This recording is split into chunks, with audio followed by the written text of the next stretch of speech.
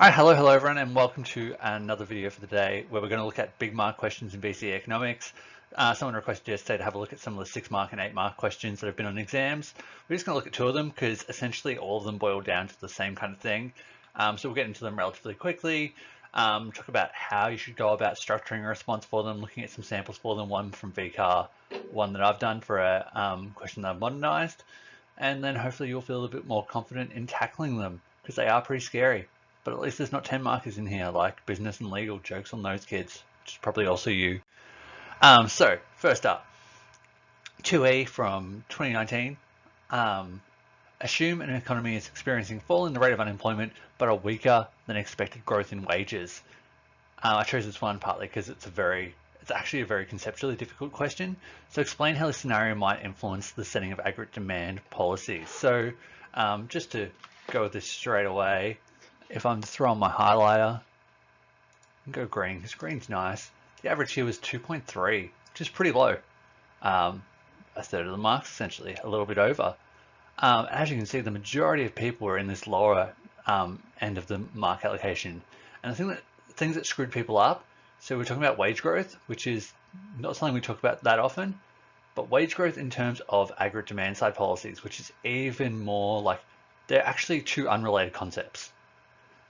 So one doesn't really affect the other, and that makes things tough. So how we can set aggregate demand side policies to lead wage growth to be better.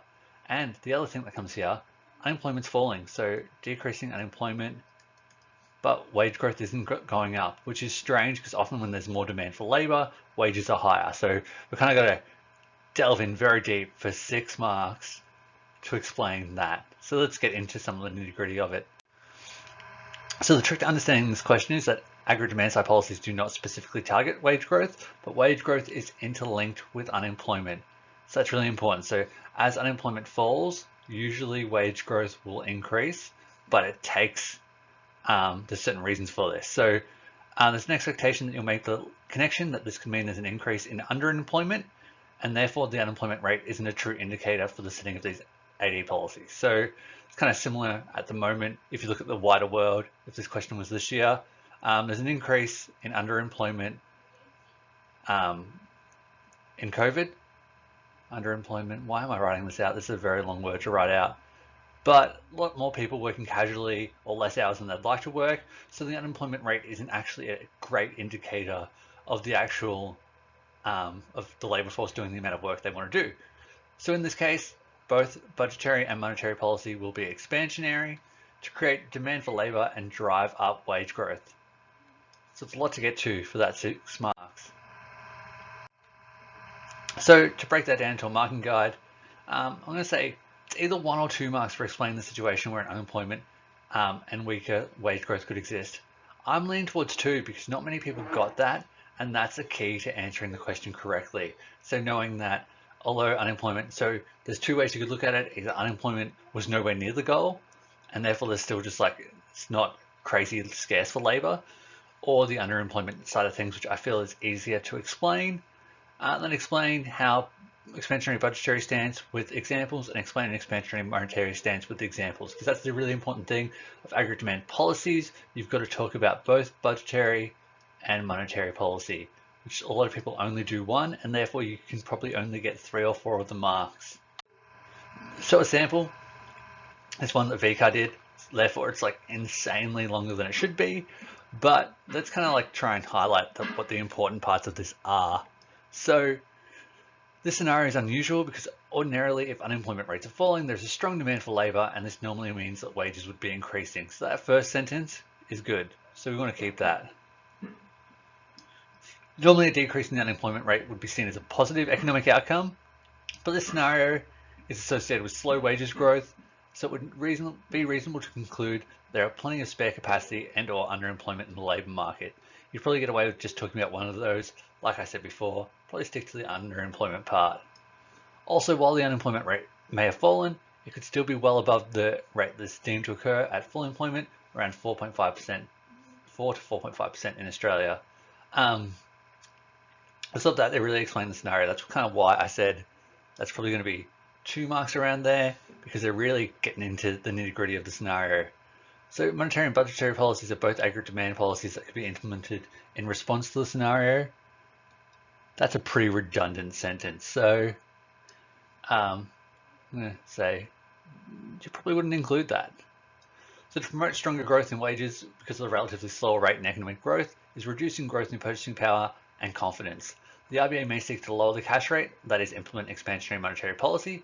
So that sentence, great, would keep that in there because that's telling you exactly it. That's telling you the setting of the policy. When the cash rate is reduced, indebted households with variable loans, such as home loans, may feel somewhat more comfortable as they're charged less to service their loans because interest rates have been reduced. Having more discretionary income means they can afford goods and services they previously could not afford because of the slow wage growth. This possible increase in consumption spending will increase aggregate demand, so the derived demand for labour resources increases, the unemployment rate moves close to full employment. This tightening of the labour market would put upward pressure on wages. So it's kind of just like expansionary, what that means, how that would get to increased wages. So that's your next two. And then lastly, to support the RBA, the government might run an expansionary budgetary policy. The government could increase spending on infrastructure projects, creating job opportunities in the process, and or offer tax cuts, which would be directed at low and middle income earners suffering the most from slow wage growth. Probably only need one example there. Go with either. Explain the way expansionary budgetary policies will increase demand. No, either way, these expansionary budgetary policies will increase aggregate demand, increasing infrastructure spending, which will increase government spending, a component of aggregate demand. Reduced income tax will increase disposable income, increase consumption spending, another component of aggregate demand. Both policies will increase the demand for labour given the increase in aggregate demand, lowering the unemployment rate, moving it closer to full employment, which might increase the bargaining power of workers for faster wage growth. So this whole, this middle section here, God, that could be simplified. So just be, one of the easy ways to do it is just straight away being like, infrastructure projects, increased government spending means more aggregate demand, more demand for labour, therefore increased bargaining power of workers, faster wage growth. You cut out half of that easily, but that's where the other 2 marks is, just getting that explanation out there. And then lastly, we're going to be looking at explain how aggregate demand side policies have influenced jobs and growth in 2016-2017. Except we're going to look at it as 2020, 2021. And for 8 marks, how scary does that look? So as you can see, most of these big mark questions are aggregate demand policies and can be broken down to smaller parts.